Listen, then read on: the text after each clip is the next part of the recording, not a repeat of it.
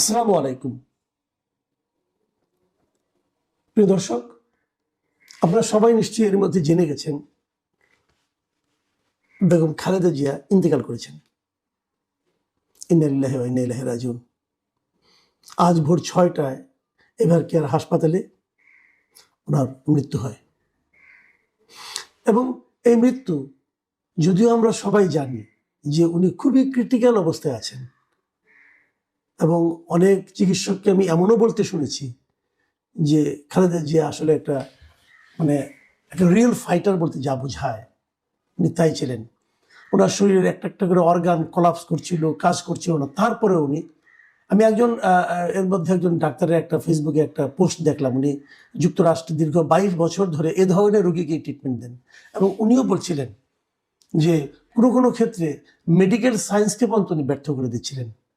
Medical সায়েন্সে এই ধরনের রোগীর বাঁচার কথা না, কিন্তু তারপরে উনি দীর্ঘদিন কিন্তু সেই ফাইটটা জারি রেখেছিলেন এবং এটা কিন্তু আরো কয়েক বছর আগে থেকেই চলছিল। মানুষের জীবনে কত রকম উত্থান পতন আসে, আমরা খালেদা জিয়ার জীবনে সম্ভবত তার সবগুলি দেখেছি। উনি একদম গৃহবধূ ছিলেন, একদম গৃহবধূ থেকে উনি প্রধানমন্ত্রী হয়েছেন। উনি রাজনীতিতে আসতে চাননি, কিন্তু সেই সময়টা আমার মনে আছে, আমি তখন ইউনিভার্সিটির স্টুডেন্ট ছিলাম। রাজপথে আমি খালেদা জিয়াকে খুব কাছে থেকে দেখেছি এবং উনি গৃহবধূর মতোই ছিলেন, সাধারণ মানুষের সঙ্গে মিশতেন এবং আমি দেখতাম যে অবস্থান ধর্মঘট হতো, উনি রাজপথে এই রোদের মধ্যে একটা পত্রিকা বিছিয়ে হতে বসে থাকতেন। আমার নিজে চোখে দেখা এগুলো। সেখান থেকে উনি প্রধানমন্ত্রী হয়েছেন এবং অনেক কিছু করেছেন। আমরা যদি ওনার জীবনটাকে একটু দেখি, আপনারা দেখবেন 1945 সালে ওনার জন্ম, 91 সালে উনি প্রধানমন্ত্রী হয়েছেন। এর আগে 81 সালে ওনার স্বামী মারা যাওয়ার পর উনি কিন্তু অনেকে হয় না যে মারা গেল তারপরে সবাই এনে ওনাকে বসিয়ে দিল, তা কিন্তু হয়নি। 81 সালে ওনার স্বামী মারা গিয়েছে, উনি দলের দায়িত্ব নিয়েছেন 84 সালে। এর মধ্যে বিচারপতি সাত্তার ছিলেন বিএনপির চেয়ারম্যান। উনি প্রথমে মেম্বার হয়েছেন, তারপরে ভাইস চেয়ারম্যান হয়েছেন, তারপরে উনি দলের দায়িত্ব নিয়েছেন, সেটা 1984 সালে। এবং তারপরে 6 বছর পর, 7 বছর পর নানা রকম টর্চারের মধ্যে উনি ছিলেন, কিন্তু গৃহবন্দী ছিলেন, অনেক কিছু ছিলেন। তারপরে একটা গণ আন্দোলনের মাধ্যমে এবং তারপর একটা গণতান্ত্রিক প্রক্রিয়া নির্বাচনের মাধ্যমে এদেশের এ পর্যন্ত যতগুলি নির্বাচন হয়েছে, আমার বিবেচনায় সবচেয়ে ভালো নির্বাচনটা হয়েছিল সেই 91 সালে, যে নির্বাচনে উনি নির্বাচিত হয়ে ওনার দল উনি প্রধানমন্ত্রী হয়েছেন এবং ওনার ক্ষমতায় গিয়েছিলেন 91 সালে।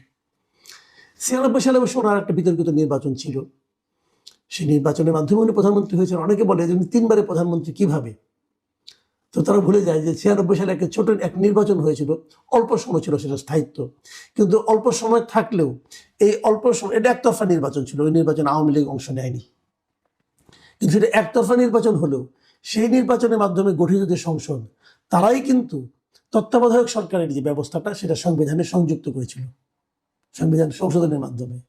কাজে এটাকে আপনি যদি একদম উড়িয়ে দেন, তাহলে তো সেই তত্ত্বাবধায়ক সরকারের অন্তর্ভুক্তিটাই আপনার কিন্তু গুরুত্ব পায় না।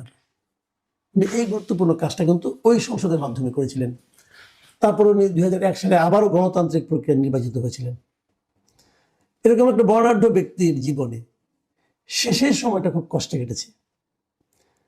যে দুটো মামলায় ওনাকে জেল দেওয়া হয়েছিল, সেগুলো নিয়ে আলোচনা যত কম করা যায়, আমার মনে হয় বিচার বিভাগের প্রতি ততটা সম্মান দেখানো যায়। এভাবে যে বিচার হতে পারে ভাবাই যায় না। একজন সাবেক প্রধানমন্ত্রীকে যে সমস্ত কারণে, যে সমস্ত লজিক দেখে জেল দেওয়া হয়েছিল নিম্ন আদালতে, এবং বিস্ময়কর হলো উচ্চ আদালতে যে সেটা বেড়ে গিয়েছিল সাজার মাত্রা, যাই হোক সেগুলো অন্য হিসাব। তারপর উনি দীর্ঘদিন অসুস্থ ছিলেন, গৃহবন্দী ছিলেন। তো এই সমস্ত ঘটনা আমরা দেখেছি এবং আমি নিজে এখনো মনে করি, এবং তখন আমি বলেছিল, এগুলি যতটা না বিচার ছিল তার চেয়ে বহুগুণ বেশি ছিল ব্যক্তিগত রাজনৈতিক প্রতিহিংসা।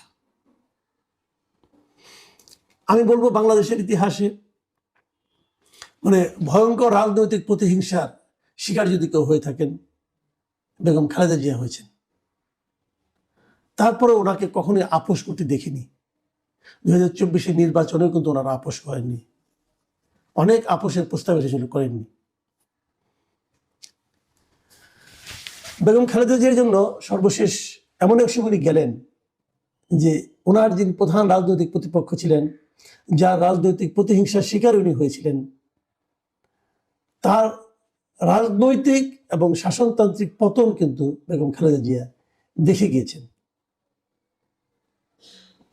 এটা হয়তো ওনার মনকে সান্ত্বনা দিয়েছে, শান্তি দিয়েছে কিনা আমি জানি না, কিন্তু উনি এটা দেখে গিয়েছেন। তারপর উনি সম্মানিত হয়ে গিয়েছেন। শেষ দিকে উনি অসুস্থ থাকলেও উনি কিন্তু একাধিক অনুষ্ঠানে, শেখ হাসিনা সরকারের পতনের পর একাধিক পাবলিক প্রোগ্রাম ওনাকে দেখা গেছে।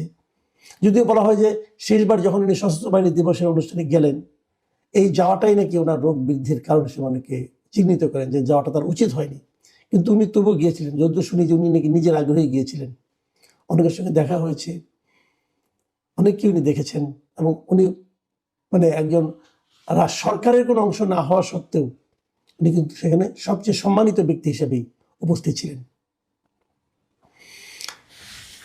যাই হোক, উনি এমন একটা সময় গেলেন যখন নাকি আরেকটা জাতীয় নির্বাচন একদম সামনে, ঠিক 1.5 মাস পরে এক নির্বাচন হবে। এবং আমার কাছে একটু অস্বাভাবিক লেগেছিল যে এই নির্বাচনে ওনাকে তার দল একাধিক আসনে প্রার্থী করেছে, এবং মনোনয়নপত্র দাখিলের সময় কোনো টিপসই নিয়ে মনোনয়নপত্র দাখিল করা হয়েছে। আইসিইউতে থাকা একজন লোকের টিপসই নিয়ে মনোনয়নপত্র দাখিল করার কি প্রয়োজন ছিল এটা আমি জানি না, কিন্তু এটা নিয়ে আমি গতকালকে কন্টেন্ট করেছি। আমি মনে করি এই রাজনীতিটুকু ওনাকে নিয়ে না করলেও হতো। আমি ওনার দলের সমালোচনাই করছি এই ব্যাপারে। বেগম খালেদা জিয়াকে বিভিন্ন বিশেষণে অভিহিত করা হয়। দেশনেত্রী বলা হয়, অনেকে দেশনেত্রী বলেন, আপসীর নেত্রী বলেন, অনেক কিছু বলেন, তার দলের লোকজন বলেন। আমি মনে করি বাংলাদেশের রাজনীতিতে এই মুহূর্তে শেষ পর্যন্ত উনি বাংলাদেশের রাজনীতিতে একজন অভিভাবক হিসেবে ছিলেন। আমি বেগম খালেদা জিয়ার এই মৃত্যুতে আমি মনে করি বাংলাদেশের রাজনীতির অধ্যায়ে একটা বড় অধ্যায়ের অবসান ঘটল। বিএনপির যিনি প্রতিষ্ঠাতা জিয়াউর রহমান, ওনার পরিবারের থেকে এখন মাত্র আর একজন লোক অবশিষ্ট থাকলেন, তার পুত্র জনাব তারেক রহমান। খালেদা জিয়াকে কিন্তু জীবিত থাকাকালীনই তার কনিষ্ঠ পুত্র আরাফাত রহমান কোকর মৃত্যুকে সহ্য করতে হয়েছিল, এবং সেই মৃত্যু নিয়েও কিন্তু রাজনীতি হয়েছিল। একটা নারী, একজন মা, তার জীবনে কি পরিমাণ কষ্ট হতে পারে। তার সন্তান একদিকে, সন্তানের লাশ তার সামনে, তখন তাকে নিয়ে রাজনীতি হচ্ছে, বিতর্ক হচ্ছে, এটাও তাকে সহ্য করতে হয়েছিল। কিন্তু আমরা চাইবো, আমি ব্যক্তিগতভাবে চাইবো যে বাংলাদেশের রাজনীতিতে এই ধরনের অপরাজনীতি এখন আগামী দিনে আমাদের আর দেখতে না হয়।